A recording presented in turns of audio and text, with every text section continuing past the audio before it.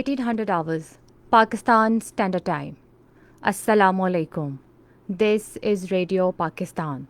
The news read by Aisha Nayab. First, the headlines. Prime Minister will address the 75th session of the UN General Assembly on Friday next. Foreign Minister says Kashmir dispute cannot be resolved by use of force. Pakistan has lodged strong protest with India over ceasefire violations by Indian occupation forces along the line of control.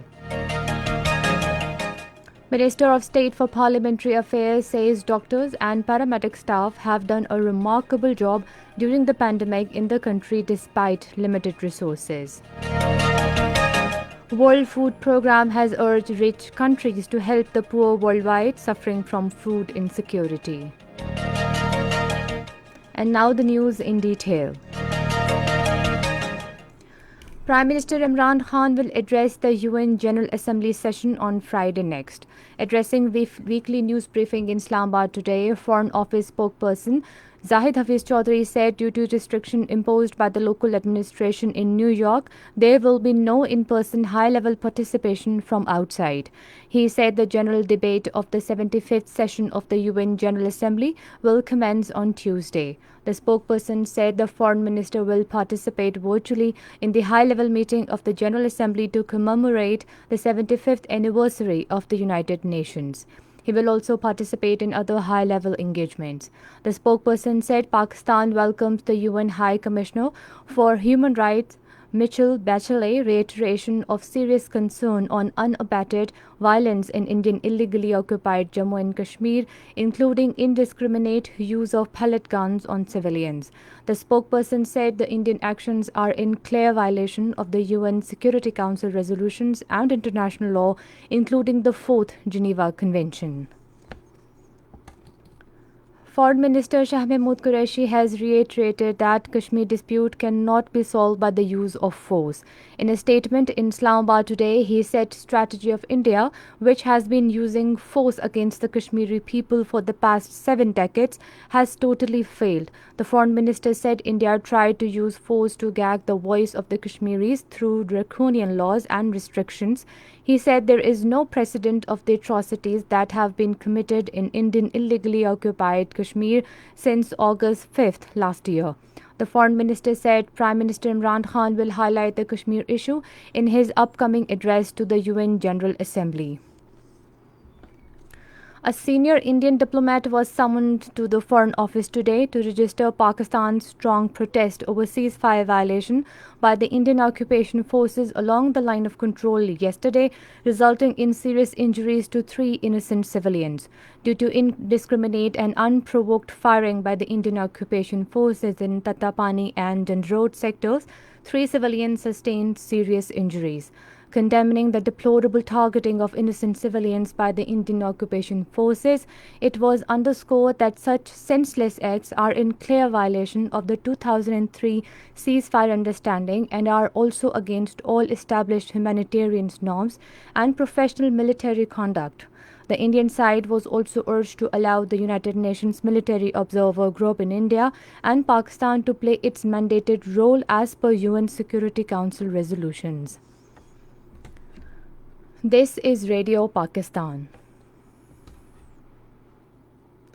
Minister of State for Parliamentary Affairs Ali Muhammad Khan says doctors and paramedic staffs have done a remarkable job during the pandemic despite limited resources.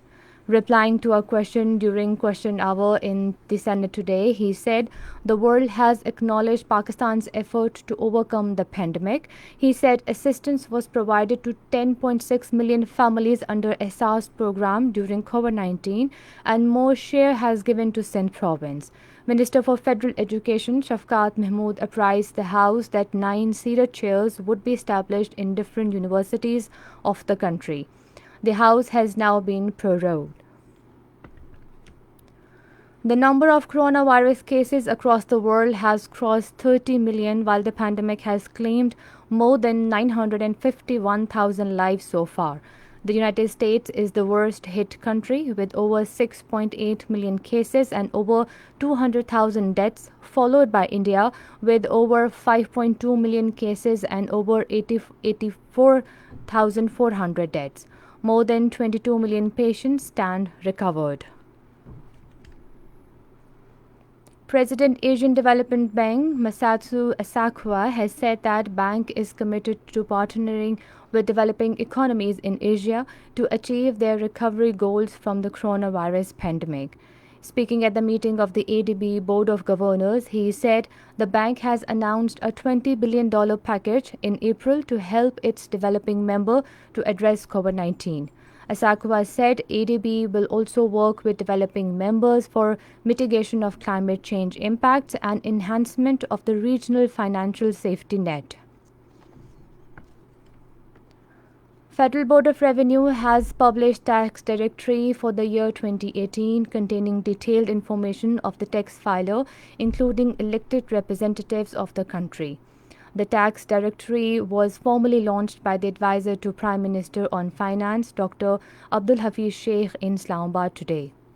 Speaking on this occasion, the advisor said present government is continuing with reforms in tax system to make it transparent through automation. He said basic objective of tax collection is to provide better basic facilities of life like potable water, health, education and infrastructure. The advisor on finance said the government wants to make tax collection trouble-free for the people, particularly the business community. Pakistan International Airlines has started booking for different destinations in Saudi Arabia and due to huge rush for seats has approached Saudi government to grant permission for 28 additional weekly flights. A spokesman of the national flag carrier said today that presently 23 flights weekly are being flown into the kingdom. He expressed the confidence that the request would be accepted in a day or two as PIA is in constant contact with Saudi authorities. United Nations has urged rich countries to help the poor people worldwide suffering from food insecurity. Speaking during a UN Security Council virtual session, UN World Food Programme Executive Director David Beasley highlighted that over 17 million people are suffering severe food insecurity amid armed conflicts and COVID-19. Drawing a comparison between the rich and poor, Beasley noted that there are over 2,000 billionaires worldwide with a net worth of $8 trillion US, while we need $4.9 billion US to feed all 30 million people facing death threat without WFP's assistance for 1 year. China has announced to conduct military exercises in Strait of Taiwan while accusing United States of using Taiwan against the Chinese interest. Talking to media, Defense Ministry spokesman Ran Kungang said that purpose of these drills is necessary to safeguard national sovereignty due to current situation in the region. The war of words between the two countries has escalated due to recent visit of a top U.S. diplomat Ken Thrach to Taiwan. Special Assistant to the Prime Minister on Information and Broadcasting, Asim Salim Bajwa, has said that after the decision of stay order by World Bank Tribunal in Riko Day case, the Prime Minister Imran Khan has directed to accelerate development of mineral sector in Balochistan. In a tweet, he said stay order by World Bank Tribunal on $6 billion award against Pakistan is a great relief.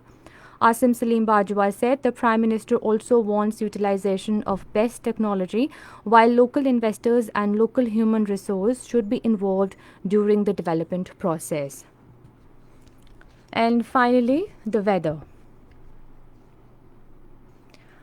Hot and dry weather is likely to prevail over most parts of the country during the next 12 hours. However, rain thunderstorm is expected at few places in Gilgit-Baltistan and Kashmir. Now few of the headlines once again. Prime Minister will address the 75th session of UN General Assembly on Friday next.